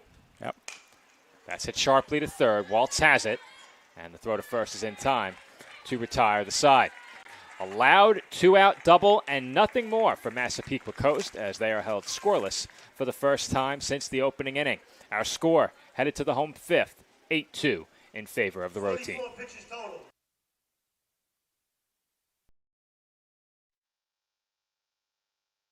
State Little League Championship is proud to have Dave & Buster's as a proud sponsor. Where are you going after the game? There's only one place with delicious food, ice-cold drinks, games on the big screen, and fun for the whole family. Food and drink specials are available all week with the latest video games and the biggest arcade on the island. redeem tokens for great prizes, and come back often because Dave & Buster's is the place to be for game day and all the days in between. Turn on the fun with Dave & Buster's on Staten Island. And we are back for the bottom half of the 5th inning on day 1 of pool play in this 2024 New York State Little League Baseball Championship. Once again, this is Joe Foreman alongside David Pizzuto on the call. And Dave, Massapequa Coast at the plate in this game. That's been the story. Well into double digits in base hits. Northshore still with 6 outs to play with. Needs to put some runs on the board here in the 5th. Yep, Massapequa Coast, the story. 16 hits in this game.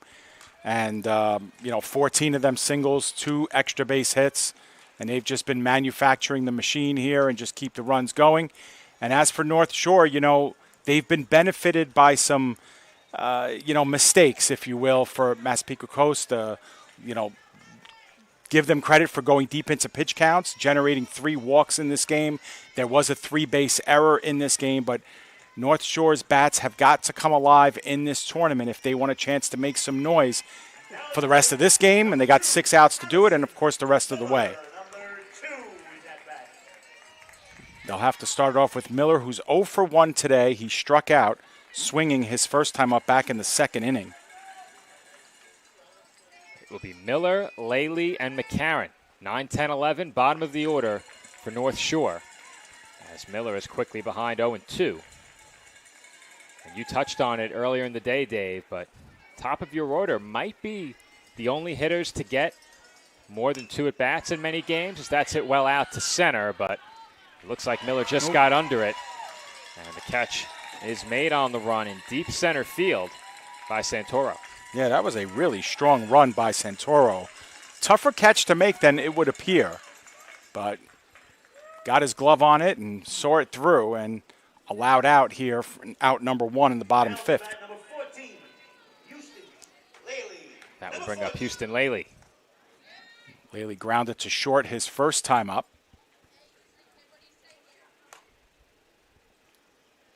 He's ahead 1-0 here. And an off-balance cut comes up empty for strike 1.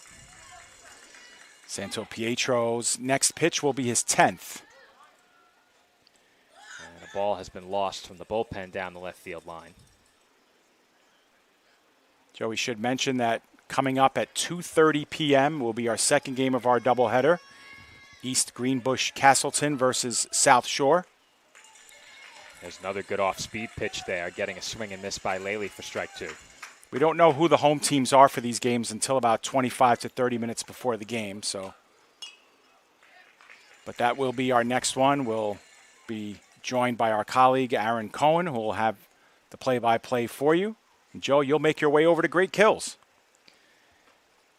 2 more games on the docket tonight at 5 p.m. and 8 p.m. over there as Laley goes down looking for strike 3. And the story in that pod will be the returning team, Penfield, the lone returning team in that pod, and 3 new teams, Joe, that you'll get a chance to preview with Nick Bavona down in Great Kills tonight. Should be good, 2 good ones. We certainly hope so. Nick and I had a blast over there last year. 2 of us on the call for many of those games together. We'll get a chance to hear from Nick Durst a bit later in the week as well. Logan McCarron at the plate here with 2 gone in the home 5th inning. Base is empty, and that's hit well. Forget it. That ball long gone off the trees behind the center field fence. And Logan McCarron has made this a 5-run game with a mammoth solo home run to straightaway center field. Well, we said in the half inning prior that Scary had the loudest hit of the game. Well, he just got trumped by Logan McCarron, who rocketed that one over the scoreboard and hit the trees and bounced right back down into the field of play. But that would have been gone if the outfield fence had been shifted about 50 more feet. That ball was crushed. You said it, Dave, by far the hardest hit ball we've seen today.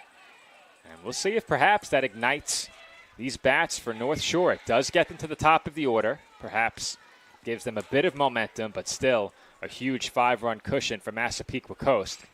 And that's going to be very difficult to overcome with just 4 outs to play with. Jackson Walsh is warming up for Masipeka Coast on the third base side here by us, right underneath our perch. At the plate is Renner Mejia, and he looks at a called strike 2. Mejia has twice grounded out to short, but both times line drives to shortstop, and not that time. Second strikeout of the inning for Santo Pietro. He gives up the solo home run, but otherwise makes quick work of Northshore. The deficit has been cut to 5, however, and our score heading to the 6th, Massapequa Coast 8 and Northshore 3.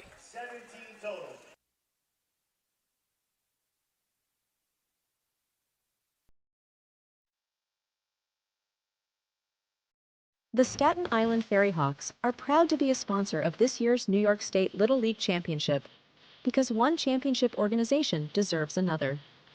Come check out another amazing season with us at Staten Island University Hospital Community Ballpark with great ticket and group deals, theme nights, and fireworks displays.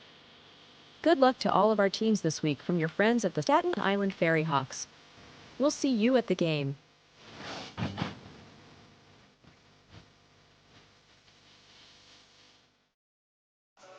Sixth inning coming up from South Shore Little League with Massapequa Coast looking for some insurance. Ahead by 5 runs, our score 8-3 in favor of the visitors. And it looks like returning to the mound will be Dylan Zarella. I don't know if we have the pitch count on him readily available at the moment, though the scoreboard has updated. So he's at 44. And if somehow you could get a really quick inning out of him, you'd love that. Yeah, absolutely. You know, if he can land in that 2 calendar days rest, wonderful. If not, likely to be 3. They could take him out. They could, sure. You know, we're not quite familiar with how many arms there are on this North Shore team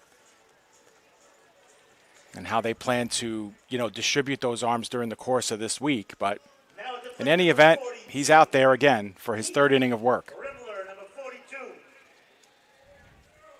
He will face Rimler, Santo Pietro, and Love. 10-11-1 for Massapequa Coast, due up here in the 6th. Rimler officially 0 for 1 with a strikeout. He did have a sacrifice fly back in the 2nd, an RBI. And that ball's well struck out to right center, and he got just enough of it. That ball is gone. Keen Rimler with a solo home run to right center field has put Massapequa Coast back in front by 6. It's now 9-3. Yeah, that was a missile, low line shot all the way through to right center over the wall. Quick way to get your 2nd RBI of the game. Nice job of hitting by Keen Rimler. And they get the run right back that they surrender in the bottom half of the 5th. And they're back up by 6 runs, 9-3. And that's an impressive display of opposite field power by Rimler on that swing. You don't often see that in Little League. Players driving the ball with great power to the opposite field. I know back when I played around this age, 10 or 11 years old, a bit younger, you didn't see the ball hit to the opposite field very much with strong contact. And Rimler defied that with that last swing as he puts his team back in front by 6 runs. Michael Santo Pietro, the batter. He's 1 for 2, has singled and struck out. And he hits one softly over the glove of Mejia at short and into shallow left center for a base hit. Yeah, so promptly on base yet again, Santo Pietro. This time helping out his own cause as he took over from 3rd base to pitch. Last couple of innings for Massapequa Coast. And that will bring up Ryan Love. Anytime you have a hitter who gets to the plate 4 times in a game, you know it was a good day. You've done something well, yep. Yep. It even applies with an 11-hitter lineup.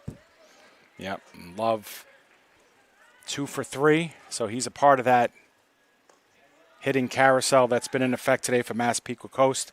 18 total hits through 5 innings going into the 6th. His hits, both singles, one via a bunt. He has scored twice.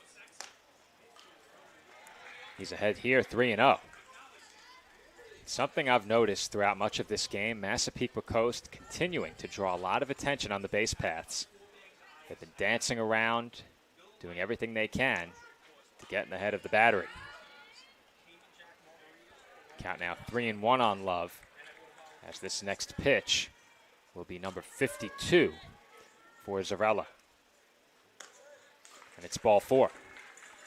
So on base now for the third time in 4 at-bats is Ryan Love. He joins his teammate Santo Pietro on the base paths, and Charlie Puricelli, who started the game at pitcher, has moved over to third base. Back in again. He's scored a couple of runs without the benefits of a hit in this game. Grounded into an error and then a fielder's choice, and that'll be it, Joe, for Zarella, as he will be replaced. 52 pitches. So because that was in the middle of an at-bat as well, 2 calendar days rest for him, if I got that right. Believe and so. It looks like it'll be Weingartner. I think you're right, Dave. It will be. So as he gets warm, we'll step aside quickly and take a break. Our score, Massapequa Coast 9 and North Shore 3.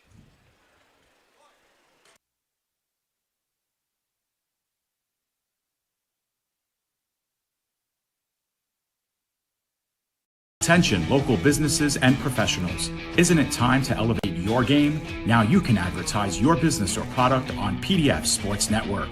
Your ad will appear on all of our broadcasts, including this one. Don't have a commercial? We'll make one for you, absolutely free. What better way to showcase your product and brand while supporting the best local sports, teams, and leagues? Call now at 732-723-8189 or visit us at pdfsportsnet.com. Comes to sports, why be good when you can be legendary? At Legend Sporting Goods in Brooklyn, we service the community with only the best custom apparel, embroidery, and service, specializing in youth sports, so that the leaders of today become the legends of tomorrow. We're proud to support all of this week's great athletes and invite everyone to check us out and make us a part of your team. Come see why Legend Sporting Goods is in a class by itself. Visit us online or call us now.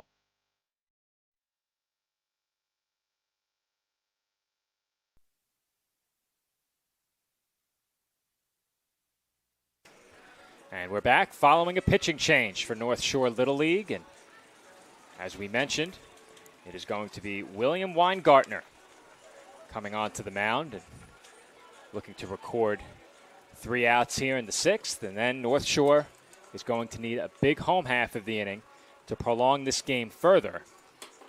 Massapequa Coast with a rally, perhaps, could end it here, though I think North Shore would have to bat in the bottom of the inning. So take that off the table. And it was a straight switch, Joe. So Dylan Zarella goes back over to first base. Zarella has played third base today, first base. He came into pitch, and now he's back at first. So eventful day for him as well, as the first pitch dealt was a strike. Yeah, these scorecards, when I refer back to them later in the week, might be a bit tough to read. There's a lot going on here, and I don't have the luxury of an eraser. Well, sometimes you don't want the eraser because then you can't track the changes too much either. You know, what did I erase? Where was the change made? There's a swing and a miss. And very quickly, on just 3 pitches, Weingartner comes in and retires Piricelli. And I had the world's best baseball scorebook, Joe. It was called the Ultimate Scorebook. And the fellow who used to make it, the company went out of business, and I think the last, I had reached out to him. I said, I can't find these books anywhere. And he got back to me. He said, I have a couple. I'll send you one. And so the last book I ever had of his was one that he was no longer selling. He just had it maybe in his basement somewhere. But it was both teams on one page. It had margins for all notes and positional changes in order. It was great. I loved it. He needs to start selling it as a PDF. Yeah. You know what happens, Joe? What's the publication year on the original? You know what? We'd have to check. But I'll find it. You definitely have some copies where you work at the College of Staten Island. We'll make some copies. So that pitch is taken inside. And the count runs to 3-1 on Joey LaBella. I was going to back up, Joe. I think now with the advent of digital scoring and computerized scoring, it's not the same. No, absolutely. No. And the gentlemen that are behind the backstop and keeping score, they're doing it like us, pen and paper. pencil and paper, I should say, and the old scorebook way of doing it. But I think that's the reason why these scorebooks no longer exist sometimes. It's hard to accept, not hard to believe Right. that there's a generation that will never know of reading out of a physical book or writing with a pen and paper. Everything now is touchpads and computers. They have their use, but there are many things that I prefer to have physically in my possession, as Joey LaBella looks at a called strike 3 there, and there are 2 gone. Yeah, how about Weingartner here coming in and getting a couple of quick strikeouts, one swinging, one looking, and still 2 men on, 2 out now. A chance to quell this threat. Weingartner will look to retire Chase Vitro for the first time today. He's 3 for 3 with a couple of RBIs. Yeah, you mentioned it before, Joe, the 3-4-5 hitters. That was the first non-hit by a 3-4-5 hitter from Masipeka Coast in this game. Second? They oh, got yeah, there was a Walsh to pop-up. pop up. Yeah, it was a pop by Walsh. Now the question is, Dave, the important question. Do you say 2 RBI or 2 RBIs? Not how do you type it, how do you say it? I say it 2 plural. RBI. Technically, it's grammatically incorrect. to say Yeah, RBIs. sure. Runs batted ins.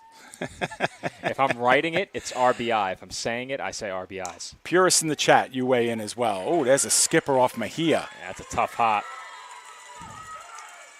Throw goes home, and Love thought about second, but he'll go back. How are you scoring that one? I got a base hit, RBI base hit. I'm with you. So Vitro's 4 for 4 by our scorecard. Yeah, and we'll see if Mejia gets some attention. He was definitely nursing that right wrist, but looks like he's okay. They'll keep runners at first and second. Have a day, Chase Vitro, 4 for 4. All singles, 3 RBI, and You one dropped score. the S. You dropped the S.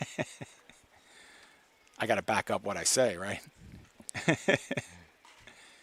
We'll have a visit here, and maybe it is to check on Mejia at short. I mean, which is the right thing to do.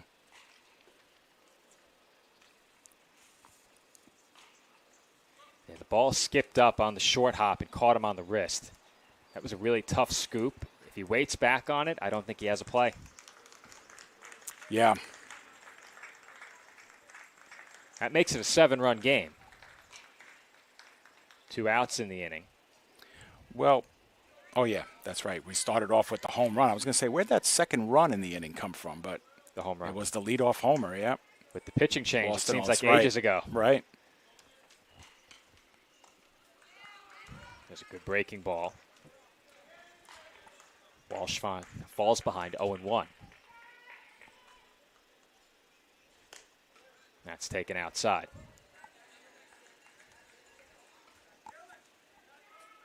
Compared to the games we covered last year, I think this is going to be one of the longer games, as that's fouled back. We've seen a lot of innings with a lot of traffic on the base paths. Right. Obviously, when you have a team that maybe at 20 hits, or are they at 19? I'd have to do a recount. I think it's 19. 19. Yep, 19. When you have a team at 19 hits, you're going to have longer innings, and unlikely they'll get to 20 as Walsh goes down swinging. And how about Weingartner? He comes out of the bullpen and strikes out 3. North Shore will trail by 7, however, when they come to bat down to their last 3 outs.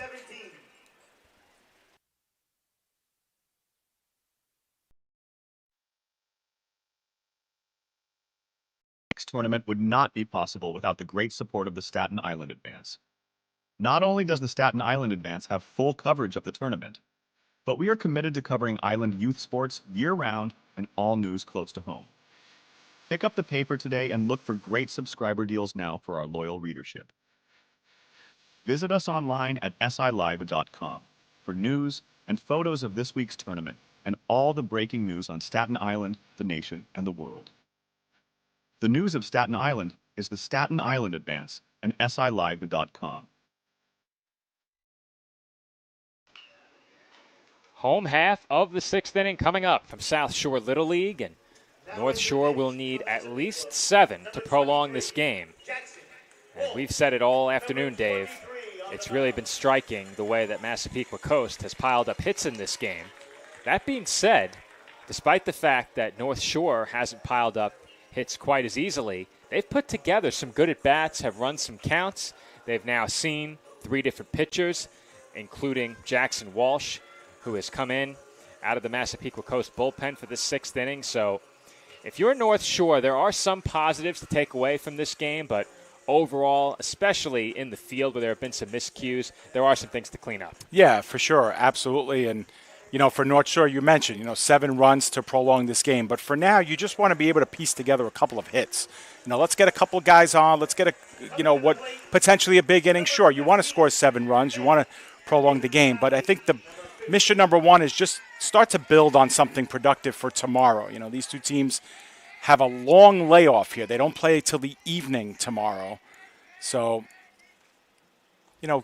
go back home or go get something to eat after this game with something positive under your belts, and they could do that here with a strong bottom 6. In the home 6th, that's it out to right. Easy play there, and 1 gone. That was Ben McNally, who flew out on that last swing. He's now 1 for 3. Yep, McNally had one of North Shore's 3 hits on the game as well. Aiden White, 0 for 1 with a strikeout, and he did walk earlier in this game. And like you mentioned, we should mention that Jackson Walsh seeing his first action here as a relief pitcher. Santo Pietro finished with 17 pitches to end his day. And on the opposite side, Weingartner, he finished also with 17 pitches in the top half. And White will go down swinging on 3 pitches for out number 2. But though the tally and the disparity in hits is striking, Dave, North Shore has had a lot of base runners in this game. They had the 3 hits. They've had 4 walks. Another batter reached on an error. So they have put men on base in this game and had opportunities, the big one coming with the bases loaded back in the 2nd inning. Yeah, and the big change that I saw with them is after that first inning where they were just hopping on everything, they became very patient at the plate. That ball's hit well, but straight at the center fielder, and Santoro didn't have to move, and that will do it as Massapequa Coast will score a 7-run victory on day 1 of pool play. They defeat North Shore Little League by a final score of 10-3 behind a 19-hit effort. Yeah, and that was the story. Just the barrage of hitting. They left a lot of runners on base as well in this game and still scored the 10 runs. So, you know what, Joe? The teams and the faces change. But I think going in, there were some whispers and people saying Massapequa Coast was going to be the team to beat, in this pod and in this tournament. And, boy, did they give us a good first look into their team and a lot to consider when they take center stage tomorrow night, and then, of course, on Thursday morning again for the remainder of this tournament. They're sitting in the catbird seat. They're 1-0. They've scored 10 runs. They only allowed the 3. It's a great first effort for them. And like you mentioned, the 19 hits, I think it's the tops that we've seen in this tournament since we've been covering it. I think that's certainly the case, Dave. And talk about making a statement on day 1 of pool play and giving yourself a chance for some breathing room moving forward in pool play. As now you win your first game, odds are you only need 1 more win and you'll move on to the semifinal round. If you're North Shore, you need to regroup. And as I said, though the hits weren't there, they did have quite a few base runners in this game. And perhaps in their next outing, they can turn that into some more scoring, as it looked promising early. Don't forget, they did lead in this game. Yes, it was 2-1, and that seems so long ago given the final score. But North Shore will have some things to get sorted out ahead of their next game, which for all of these teams will be tomorrow. As for us, our next game gets underway in about an hour and 15 minutes, so we'll break here and rejoin you here on the PDF Sports Network at 2:30 p.m. for our second game in pool play, as East Greenbush Castleton Little League will take on the host, South Shore Little League. Aaron Cohen will be on the call with play-by-play for that one, joined by my broadcast partner and color commentator here for Game 1, David Pizzuto. But until 5 p.m., this has been Joe Foreman thanking everyone for watching, as we will have continued coverage of the 2024 New York State Little League Baseball Championship all week long, right here on the PDF Sports Network.